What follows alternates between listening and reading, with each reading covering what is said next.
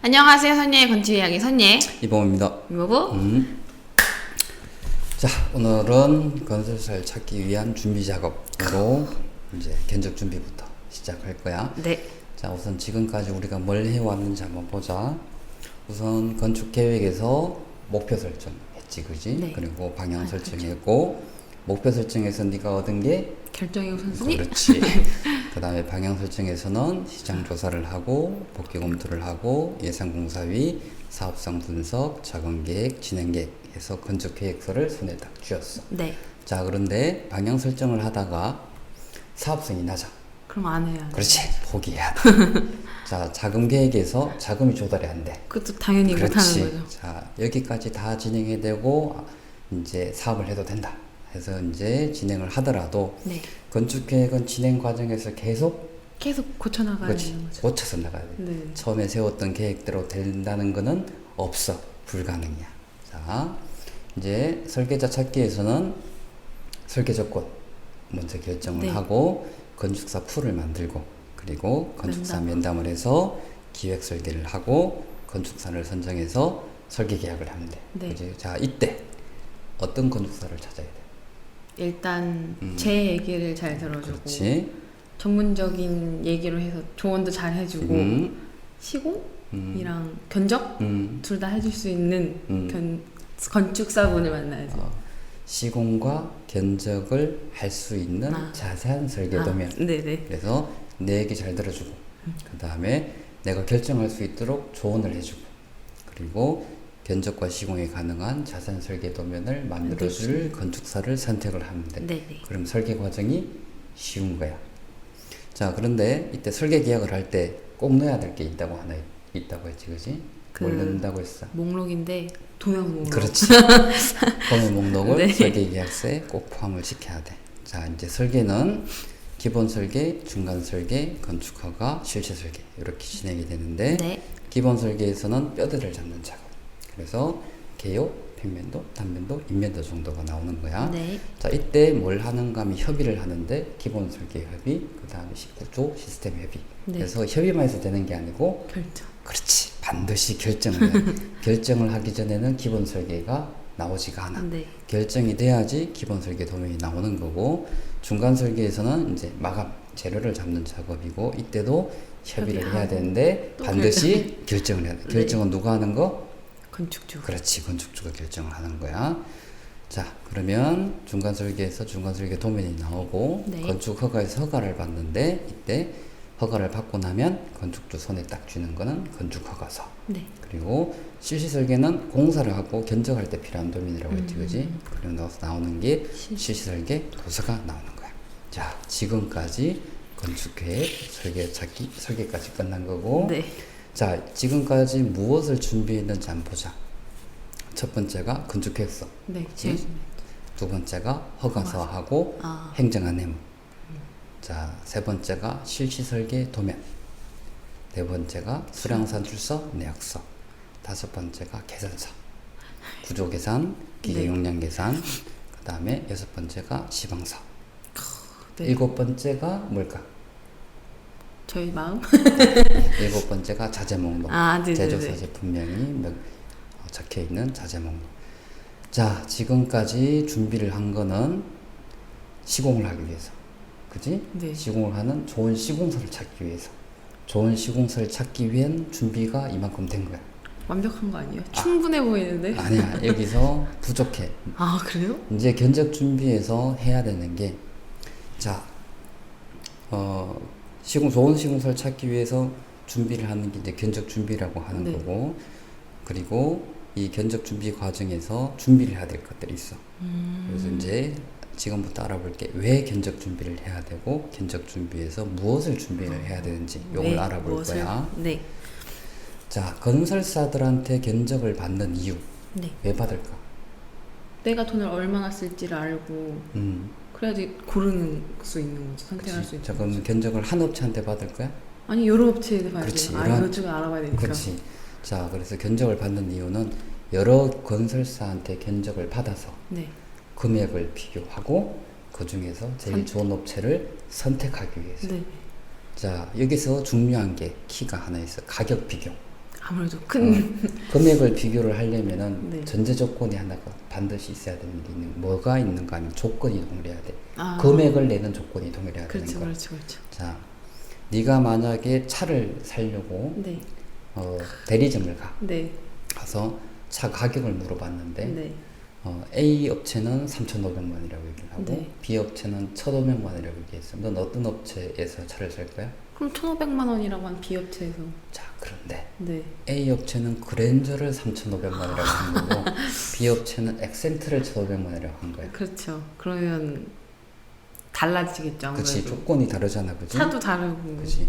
그래서 네가 자동차가 대리점 가서 자동차가 얼마예라고 물어볼 때는 제가 어떤 차를 사겠을 테니까 이게 금액이 얼마입니까를 물어봐야 되는 거야. 네네네. 자, 그래서 차를 사기 전에 네가 미리 결정을 해야 될 사항들이 있어. 첫 번째가 차종, 네. 어떤 차를 살 건지. 그 다음에 옵션은 무엇을 넣을 건지. 가격이 다 다르잖아, 그지? 옵션을 뭘 넣는지에 따라서. 그리고 차량 대금을 어떤 식으로 지급할지.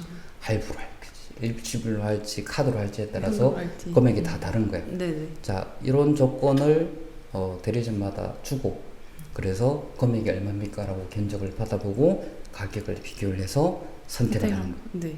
자, 이게 건축에서는 견적 준비라고 하는 거예요. 똑같이. 이런 조건을 금액을 알아보기 위해서 사전에 네가 결정을 해야 될 사항을 건축에서는 견적 준비라고 해요. 네. 자, 어떤 견적 준비를 해야 되는가? 보정 조건 결정, 네. 공사비 지급 방법 결정, 견적 조건 결정. 어려워 보이는데요. 어려워 보여도 요거는 무조건 알고 있어야 돼. 요건 반드시 알고 있어야 돼. 내가 예전에 너한테 뭐 알려주든 잊어먹어도 돼, 안 외워도 돼 하지만 요거는 네가 반드시 알고 있어야 돼. 네, 알겠습니다. 자, 보정 조건부터 보도록 하자. 네. 자, 계약이행 보정, 네. 선급금 보정, 하자임 보정, 지체 상금, 대가 지연, 이자. 와우. 5가지가 있어. 더 어려워 보이는데요. 이건 더 어려워요. 하나씩 차근차근 설명을 해줄 거야. 네. 자, 계약이행 보정부터 보도록 하자. 자, 공사를 하다가 네. 건설사가 부도가 나면, 아니면 공사를 하다가 건설사가 공사를 못 하겠다고 도망을 갔어. 헐. 어떻게?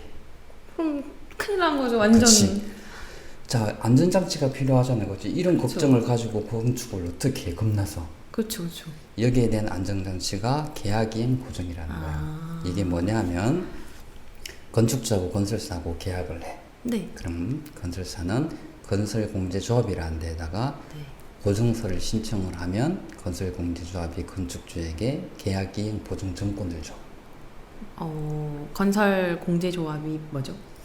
건설공제조합은 요거는 내가 건설공제조합 홈페이지에 있는 내용을 좀 가져왔는데 보자. 건설공제조합의 설립 목적 및 연역에 네. 조합원에게 필요한 보증을 해줘서 네. 건설업의 건전한 발전을 기함을 목적으로 한다. 즉 건설업의 발전을 위해서 조합원이 누구냐 하면은 일반 건설사들이야. 건설사들이 모여 있는 조합이야. 이게 네. 공제조합에게 네. 필요한 보증을 해주는 거예요. 왜 보증을 해줄까?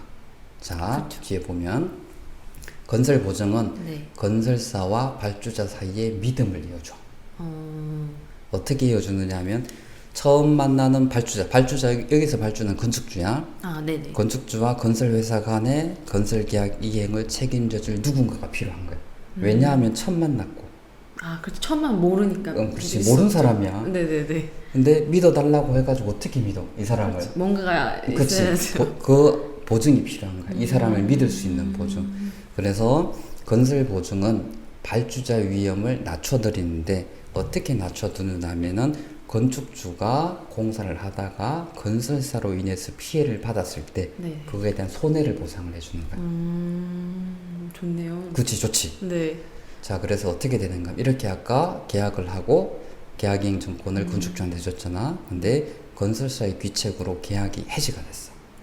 부도가 나거나 아니면 도망을 가거나. 그러면 건설공제조합이 건축주에게 손해배상을 해줘. 서로 못 믿으니까 그치. 믿게끔 내가 보증을 해줄게. 그치. 그럼 건설이라고 하는 게 기본적으로 모르는 사람들이 하는 일이야. 아무래도 처음 만나는. 그치. 건축주가 평생 살면서 몇 번 건축을 하겠어. 그렇죠. 평생 한 번 건축한 사람도 거의 없어 살면서. 자, 그렇게 해서 당연히 건축자와 건설사는 서로 처음 본 사람인데, 처음 본 사람이 믿지를 못하고 공사를 할 때 서로 못 믿고 공사를 하면 공사가 안 되지. 그래서 이게 믿을 수 있게끔 안전장치가 필요한 거야. 그게 이제 계약이익 보증이라는. 근데 저렇게 하는데 실제로 도망가는 사람들도 있고 뭐 부도나는 경우도 있고 그런 경우 많잖아요. 그거는 건축주가 계약이행증권을 못 받아서 그래. 이런 게 있는데도 불구하고 건축주가 이걸 받아야 되는지를 모르잖아. 몰라서. 그치? 알았어 뭐? 아니 저 그렇지. 공사를 하는 건축주 대부분이 너 정도야. 모르는. 그치. 네네네. 안 해봤거든. 한 번도 해본 적도 그쵸. 없고. 그래서 내가 계약이행 보증증권을 받아야 되는지를 몰라. 그러면 건설사가 알아서 계약이행 보증증권을 드릴게요 하느냐? 안 해. 굳이 뭐. 왜 해?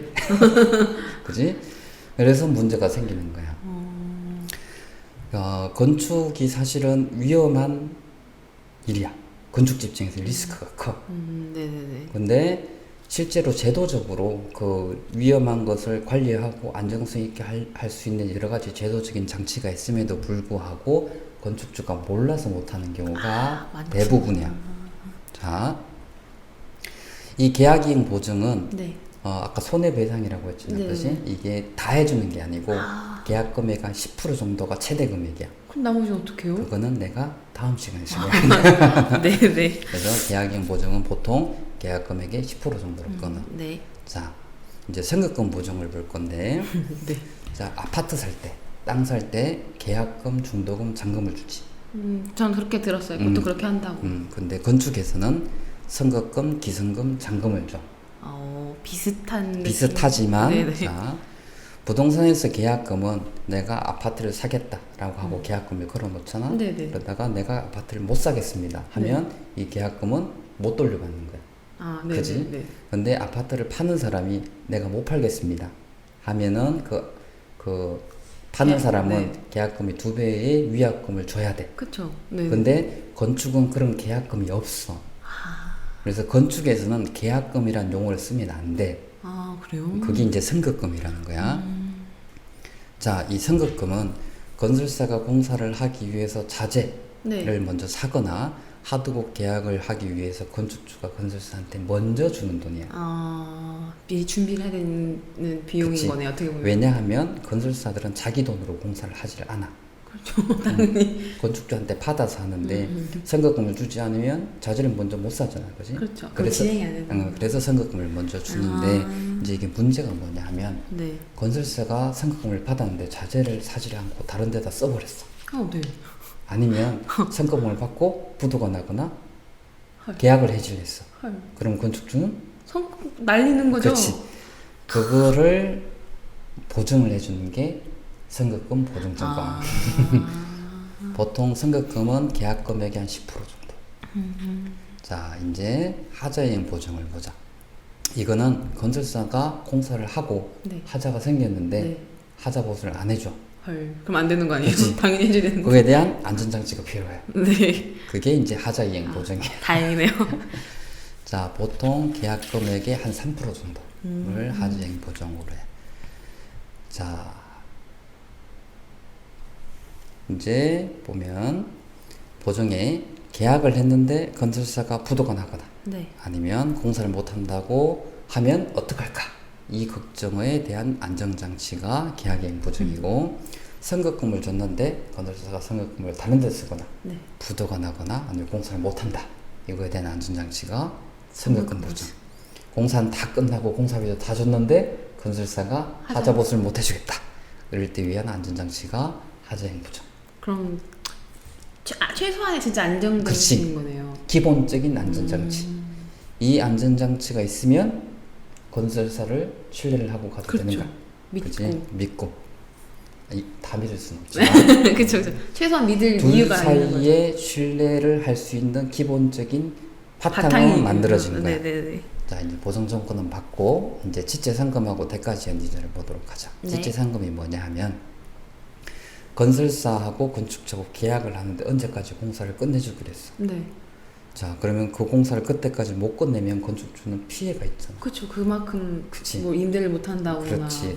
아니면 내가 대출을 받아서 공사를 했다면 주비도 이자를 내는데. 주는. 네네네. 자, 그러면 이럴 때를 위한 손해배상액을 미리 결정을 해 놓는 거야. 네. 자, 예를 들면 계약 금액이 20억이야, 공사비가. 계약 기간이 2018년 8월 1일부터 19년 8월 1일까지 딱 1년인데 네. 준공이 9월 1일로 된 거야. 한 달이 늦어졌어. 네. 자, 그러면 이때 지체상금률이 1당 0.05%라면 네. 지체상금이 얼마가 나오냐면 20억 곱하기 늦은 날 30일 네. 곱하기 0.05% 해서 3천만 원. 아, 해줘야 되는 거네요. 그치? 그러면. 건설사가 손해를 배상을 해줘야 돼. 자, 그러면 하루 늦어지면 100만 원씩 건설사는 자기네들이 손해를 보는 그치. 거네요. 그러면은 지체상금이 계약서에 박혀 있으면 네. 건설사가 일부러 늦게 할 수 있을까? 아니죠. 그 안에 꼭 소박하려고 하는 그렇지. 거죠. 그래서 지체상금 조항이 계약서에 꼭 들어가야 되는 거야. 그럼 서로 피해는 안 보겠네. 나도 시간 맞춰서 하고 건설사도 서로 노력을 하는 거지. 그렇죠. 자, 그럼 대가지연 이자율은 뭘까? 건축주가 뭔가 대가를 안 줬다는 거 아닐까요? 오, 대가. 뭔가 추측이 가능해서. 그렇지. 대가 건축주가 시공사에 줘야 될 대가를 지연 늦게 줬을 때 이자. 네. 이게 대가 지연 이자율이라고 하는 거야. 네. 이거 두 개는 같이 율을 맞춰줘. 지체상금률이 1당 0.05%면 대가 지연 이자율도 1당 0.05%. 자, 건설사가 늦어졌을 때 배상. 건축주가 돈을 늦게 줬을 때 이자. 네네네. 이제 이해가 좀 됐어? 네네네. 자, 이런 보증 조건들하고 지체상금, 대가 지연 이자율이 있는 계약하고 네. 없는 계약은 하늘과 앙차인 거야. 그렇죠. 아무래도. 자, 이게 있으면 네. 우선 계약의 안정성이 확보가 돼. 네. 그리고 위험을 관리를 할 수가 있고 제일 중요한 거 건설사를 믿을 수 있죠. 믿을 수 있는 바탕이. 자, 튼튼한 바탕이 생기는 거죠. 건축주하고 건축사는 무슨 관계라고 했지? 협력 관계. 그렇지. 건축주하고 감리자도 협력 관계. 건축주하고 건설사도 그것도 협력 관계. 그렇지. 이 협력 관계를 하기 위한 기본 조건이 이거야. 바탕을 깔아주는 이게 있어야지 협력 관계가 만들어질 수 있는 거지. 무턱대고 협력을 하라가 안 돼. 그렇죠. 아무것도 모르는데. 모르는 것도 문제지만 공사비가 있잖아, 그렇지? 공사를 할 때 건설사는 이 공사비 안에서 이익을 최대한 내려고 하는 거고. 그리고 기회가 되면은 더 많은 돈을 받아내려고 하는 거고. 그렇죠. 거기는 돼. 자, 이런 관계에서 서로 건축주하고 건설사는 기본적으로 협력을 하기가 좀 어려운 관계야. 기본적으로는. 네. 하지만 이 협력 관계를 만들기 위한 안전장치가 이 지금 5가지. 네. 이게 돼야지 그 다음 안전장치를 더 할 수 있는 거야. 자, 이 보증 조건들이 어디에 들어가는가 하면은 계약서에 들어가는 거야. 요 내용 그대로 계약서에 들어가는 거야. 근데 계약서에 들어갈 거를 왜 견적 조건에 하는 거죠? 중요한 부분. 자, 계약서에 넣으면 되는데. 자, 계약서인데 네. 자, 보증 조건 결정을 견적 조건에서 해야 되는 이유가 뭐냐 하면은 이게 계약서에 들어간다고 했지, 그치? 네. 그러면은 이 보증 조건을 결정할 수 있을 때가 계약 이후는 안 돼. 그렇죠. 그러면 할 수 있는 때가 견적 전에 하거나 네. 계약 전에 해야 돼. 네. 시기가 네, 두 네, 개밖에 네. 없잖아, 그지? 자, 그런데 견적 전에 보증 조건을 결정을 하면 네. 쉬워, 간단해.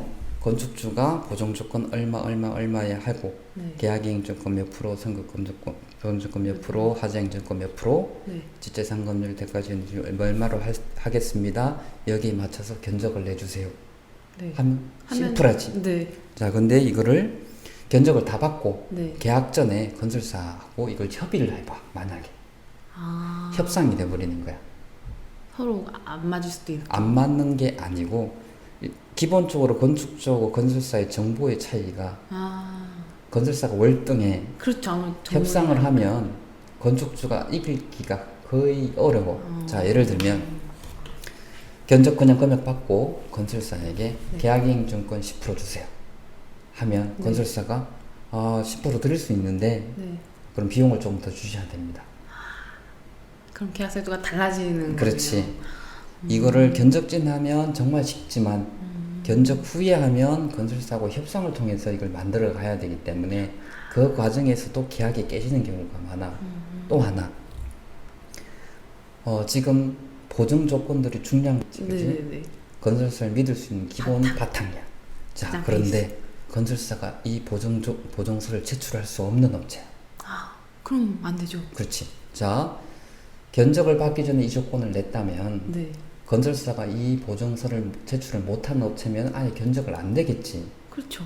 근데 견적을 냈어. 네. 금액이 정말 마음에 들어. 네. 그래서 이 업체하고 하고 싶은데 네.